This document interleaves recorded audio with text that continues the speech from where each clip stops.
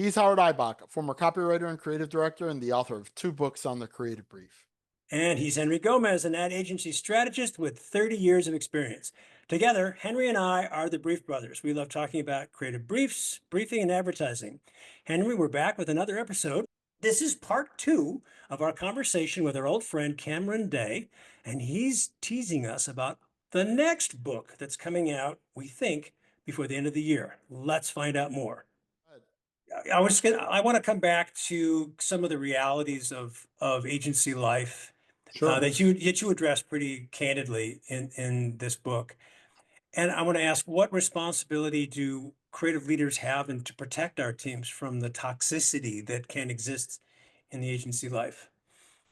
Oh, I think you have a huge responsibility to do that. I think you have I think of being a really good creative director as like being a really good parent. It's tough love, and sometimes you have to tell people the things they don't want to hear, but it's how you do it. You don't embarrass them in front of your friends. You go, hey, come here for a second, and you shut the door and you go, look, you just made a huge mistake, and I want to tell you what it is. And if it ever happens again, you're going to be written up for it. And if it happens after that, you're going to get fined. And I've had conversations with that before with a young creative person who was very angry at an agency principal who rejected his thinking and took towards mocking him in front of the creatives. And I went, you don't mock the man who signs your paychecks because you're having a bad day. And you can do that, and that's a choice you're making. But if I see it again, I'm going to have to make a choice. Yeah. Yeah. And I've let some spectacularly talented people go because they were being toxic in my creative department and almost sending a signal that if it's funny enough, you can say anything about anybody. No. Okay. Henry, you got another question? Because otherwise, No, what I'd like to do is segue into the next book. But if you got another question, I got plenty, but Go ahead. I did. There's at least 3 anecdotes from the book that I want to talk about for various Okay. reasons. The first one is the 75-second radio commercial. geez. Yeah. Again, something I think a lot of people can relate to.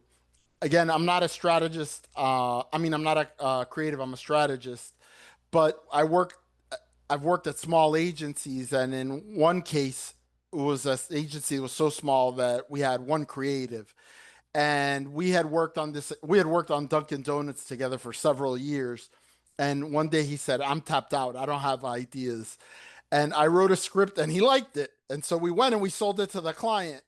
And of course, it was like 70 seconds long, and but it wasn't as grave as yours was. Like mainly it was my own ego that had to get cut in order to get it into the 60 seconds. But that was one anecdote that I was laughing at because I definitely identified with it. I also really identify. It comes through your love of radio as a medium. Obviously, as a writer, I think radio becomes and to me, some of the best campaigns were radio. I mean, even some of we could talk about, we were talking about Shaggy Dog humor, the Real American Heroes, which became Real Men of Genius, started out as a radio campaign. Right. And Right. and in that environment, that humor really, because you're in the car, how do you break through in radio? You don't have any imagery, like so there's that. Well, you also have Motel 6 and Tom Bodette, which 100%. That's like yeah. that's one of the top of all time Yeah. campaigns. I mean, just incredible. And you immediately hear the little violin, and you know what you're hearing, and you lean in, you want to know what he's gonna say. Exactly right. One anecdote I wanted to touch on. You have a very short chapter in the book about the rise and fall of an agency you call Crispin. And I don't call them that. You just called them that. Well, you call them Crispin in the book. Yeah. But the reason I bring that up is because you left out 2 names that to me are really important about that agency. But first, I want to tell you why I'm interested. One of the reasons I love the book is I love history.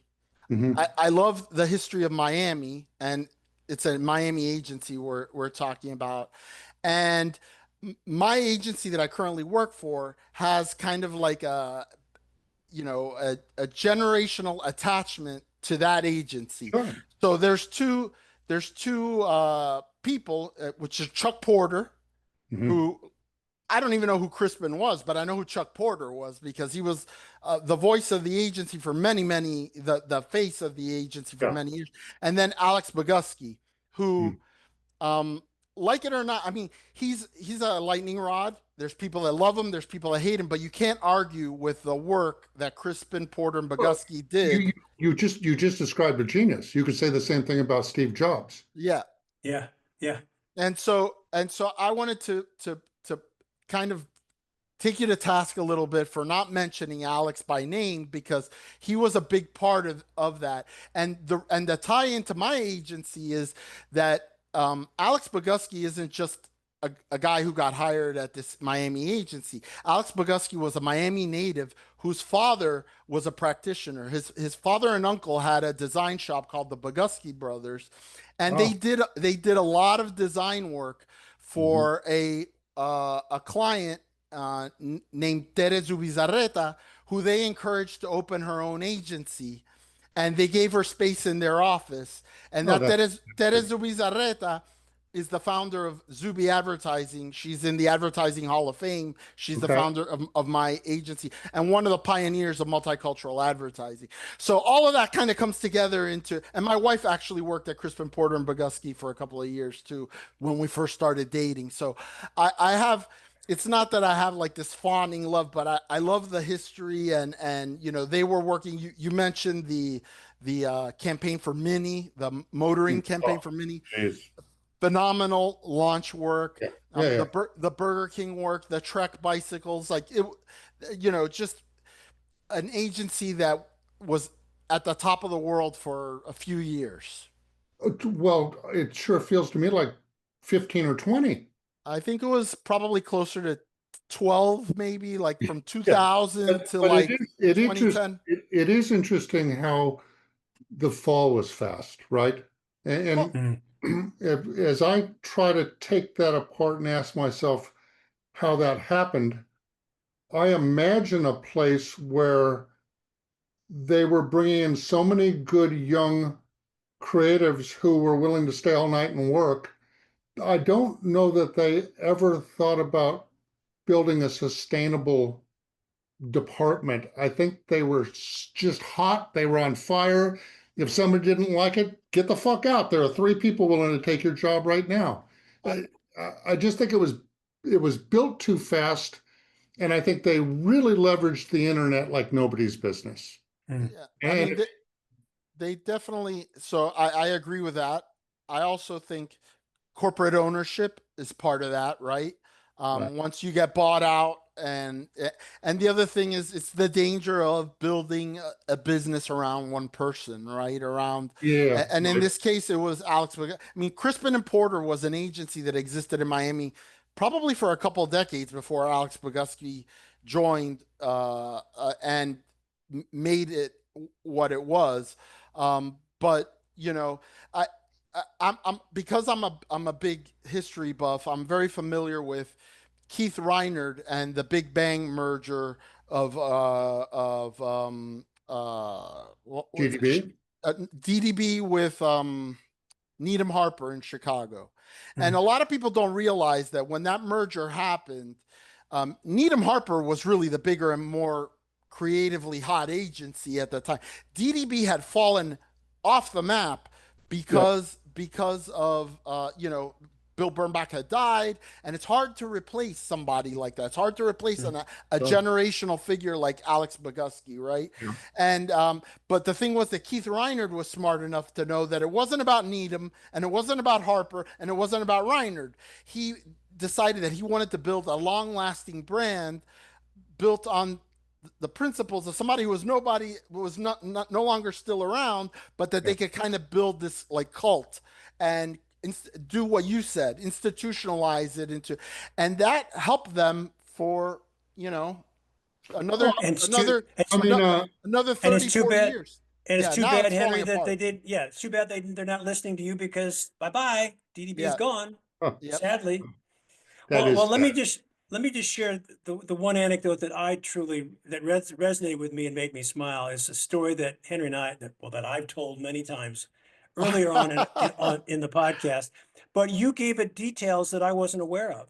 It is the Capodastro bar story. Oh, That yeah. was that was a chapter in my original in the first edition of my book on the creative brief. I took it out as I had second and third editions because I wanted to say other things. But your version of that story gave the actual creative, the headline Yeah. for the campaign that I wasn't aware of. So Yeah. I got the story off the internet, and I didn't know if it was true or not, but it is Oh, actually Apocryphal. true because but Rob, you can see pictures of Capodastro bars and pianos, yeah. and Yeah. it says Capodastro bar on the piano. It's Yeah. amazing. So I always thought about David Ogilvy's famous line for the clock in the Rolls Royce. Yeah. Right. When I thought about that headline that they came up with, the The only thing loudest you note, hear the at 55 miles an hour is miles an the hour clock. is the clock, and it was Well, an analog do you clock. remember when Lexus would do the commercials with the champagne Yeah, glasses on the hood, back in the and day. the solid gold airbag fittings? I think they did the same thing. They looked for those little differentiators. But the thing I think was so brilliant that I learned is they weren't the only car that used solid gold airbag fittings. Solid gold airbag fittings were industry standard. They were the brand that talked about it.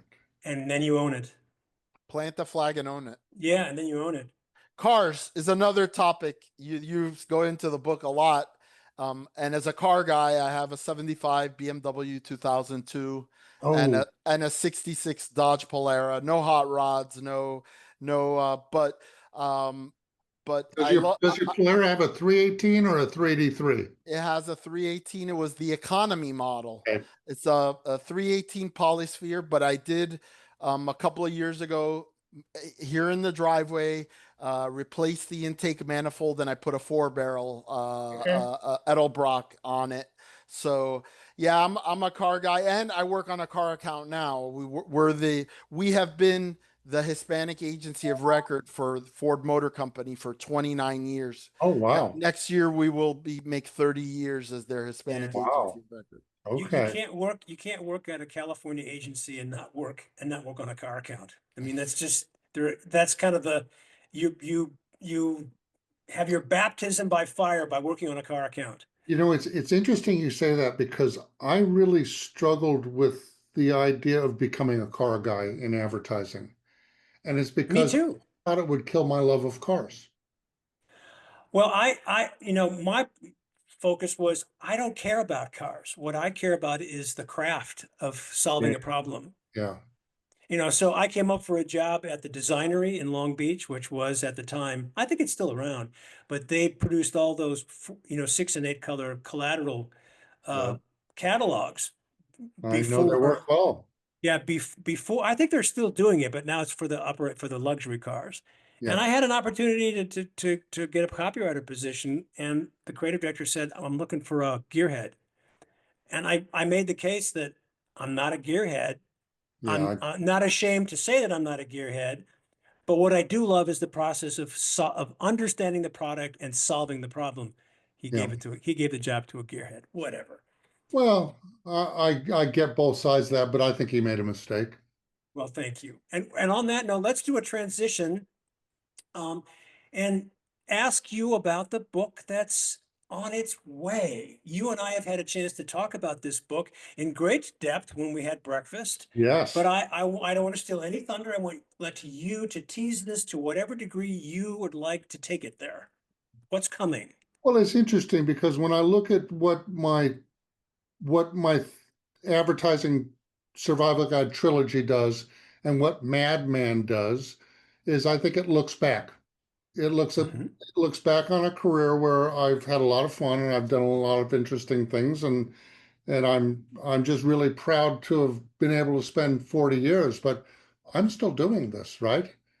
So the new book is actually an opportunity for a guy with 40 years of experience to look forward and try to project into what advertising is becoming.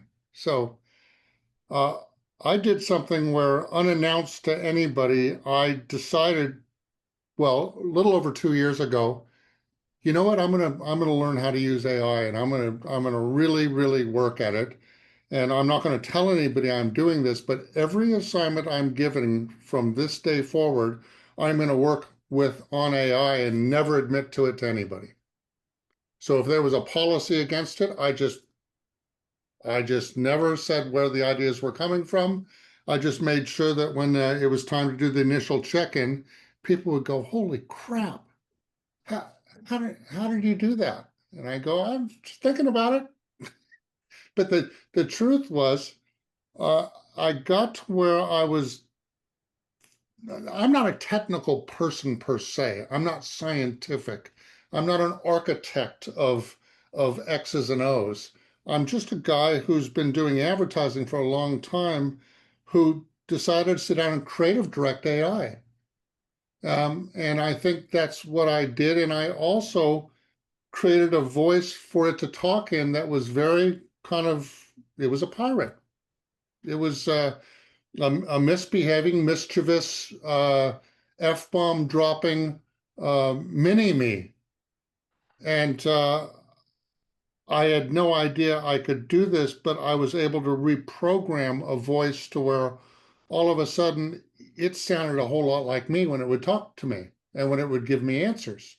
And then I realized, well, if I can do that, could I tell AI, hey, I want you to write something, and I've written a mantra, but I want it to feel more like it may have been written by a cross between Hal Riney and Maya Angelou, the poet. What would that sound like? And then I'd see the results. I go, that's pretty good. And then I would write on top of it. So I would take my experience and I'd go, okay, now I'm going to reformulate it. And I would turn that in as an idea. And it got to the point where I realized I was able to write in more voices with more depth and more breadth than I've ever been able to create with, because I was always basically tied to the one brain I had in my head. And instead, I just attached my brain to whatever intrigued me and realized um, it was a lot of fun. And the other thing I realized about AI is, you can ask AI, you can suggest an idea to AI and it can cough something up you don't like and say, no, try again. And it coughs something up and you don't like and say, okay, now try doing it this way. And it coughs something up you don't like. And then you go, no, listen to me. Here's how I want you to think about it. I'm going to write this. Now you rewrite it as if so-and-so did it. And then all of a sudden I would see it and I'd go, shit, that's really good. And it wasn't me who wrote that. It was my direction that got it there. Then I realized I'm creative directing AI. And I don't think there's any shame in that. So the book was when about 6 months ago, I'm driving beside my wife and I say, I feel like I need to write a book about prompting AI. And she goes, why? I mean, I'm sure there are much more capable people who could do that book.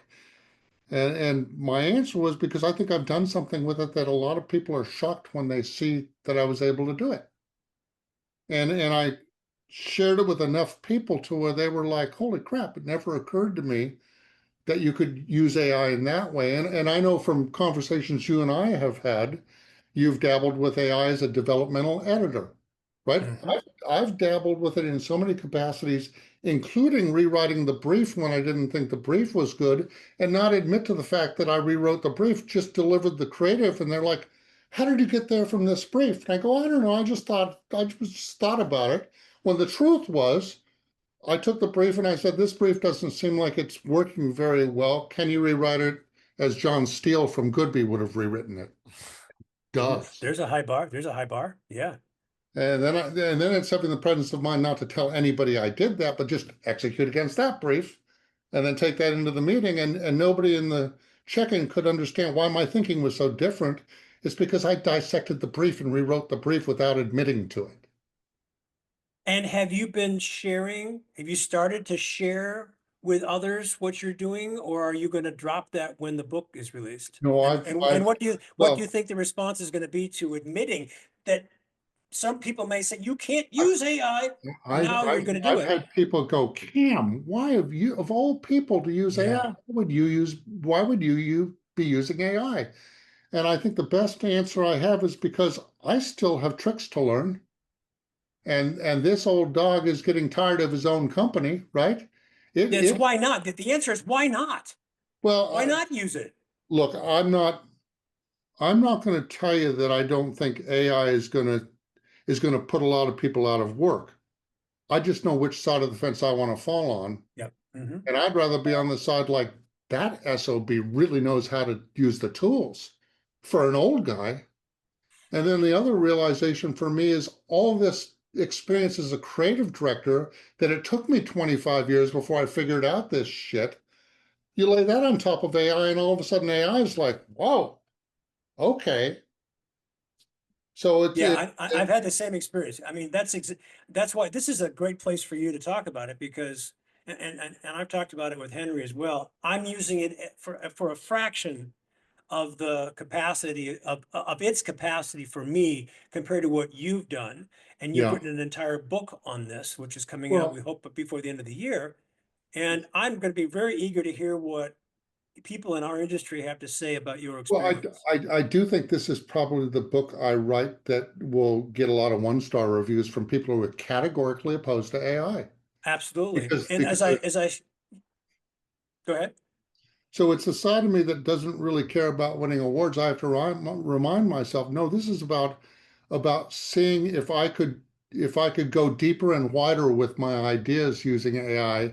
And I'm here to tell you I absolutely could. And I also had the support of two CCOs who I was showing work to who said, I don't know where the fuck this is coming from, but keep doing it. Yeah. And me Yeah. not admitting to it because there was a policy at the agency against using AI. And ironically, in the last 2 months I was there, all of a sudden they announced, hey, guess what? Everybody can use AI now because we have our own proprietary AI system. And now we're going to require that everybody spend at least 2 hours a day working with AI. And I'm thinking, oh, this is too funny. Yeah. That's what I've been doing for, like, I knew I was doing something wrong, right? But I knew it was getting me to places that I wouldn't have gotten without it. Um, This is Cam, and this is the classic ask forgiveness, not permission, right? right. You just do it. I mean, So, when we had breakfast, I told you about the example of a couple of bookstores here in Austin oh yeah. that I wanted to establish a relationship with to maybe do a reading for my memoir. And they had an absolute, you have to no AI policy. If you used AI in any part of your writing process, we will not take your book on under any circumstances. It's like, Yeah. whoa, that reminds me of when the Ayatollah put the fatwa on Salman Rushdie, and you know damn well that he didn't read Well, Salman Rushdie's book. He's just I, making a policy because I it's guess the other small-mindedness. the other dirty little secret for me is I did not go, okay, I'm going to use AI and I'll only have to work 10 hours a week and it'll look like I worked 40 hours a week. No, I went, what if I dedicated 40 hours a week to working with AI and don't tell anybody? And then all of a sudden, the thinking's just more expansive. And it's like, Cam, I didn't know you could write poetry. Well, Well, Cam, what you haven't told us is that it needed 60 hours a week to figure it out because there's so many things well, to overcome. And because that's it, my experience too. I was struggling how to use it at first. And as I was hearing you tell me your stories, it's like you were struggling to figure this thing out. well, it was interesting because it was much easier to work in words for me because I'm a writer. Right. And I think I could also cite numerous references, which is helpful. And the other thing is I learned never cite one reference to AI. And the other thing is because I have 3 books written and had poured my own books through I could refer it to Write Like Me, and it knew Exactly. what that meant. Mm-hmm. So I was Yep. always merging myself to whoever my reference point was, but I would always use multiple reference points because I don't want to mock one comic. I want to, if I go, the observational humor of Larry David, right? Mm-hmm. Everybody knows Larry David as Seinfeld and Curb Your Enthusiasm, but what I see is a great observational comic. Somebody who can get himself in so many funny situations that he has to bail himself out of. that to me is the funniest kind of humor there is. When Right. it when it falls back on you, when it's not mean spirited, but it's just like, what did the dumbass do this time? He tried to give leftover food to a homeless person, and the guy rejected him because he didn't like. It gets so funny. So, so Ken, to wrap up the conversation here, are you prepared to share the title of the book at this point? It's called Chaos. ChAIos, Clever Use of Design as well as That's me, the right? letters. That's me riding the AI bull. Right. And when do you anticipate this coming out for all of us to read? Month, maybe 2 Okay. weeks. We're real close. I mean, Okay, so before the end of the this is year. the prototype of the book. And the other thing is I used a lot more original visual imagery in this book. Yeah, it's So beautiful. I just went absolutely nuts. And it's the first 4-color book I've ever done. So it's as much like a coffee table as it is a book. It's Is it going to be available in hardcover or only paperback? for now paperback. See how Okay. the reception is, and then I can make it available in hardcover. Okay. Well, this means you are going to be back to talk in depth about ChAIos, and we look forward to having you. So, Cameron Day, author, creative director, creative genius extraordinaire, thank you for coming back and joining us in conversation. It's great to see you. Guys, always a pleasure. Good stuff, Henry. Good stuff, Howard. He's Henry Gomez. And he's Howard Eibach. Together, we're the Brief Brothers. Till next time. Bye-bye.